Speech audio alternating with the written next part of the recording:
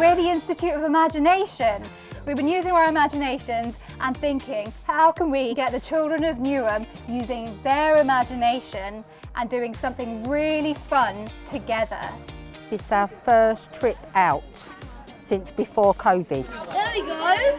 Some of our children haven't even left their homes and they live in flats as well.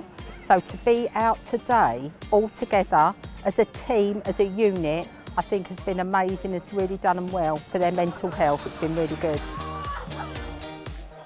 We've got all different ability children, some children with special needs, autism, and they've all took part today, all worked well.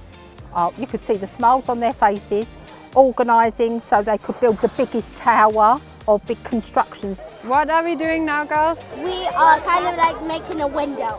Yeah, I think it's been really worthwhile coming today.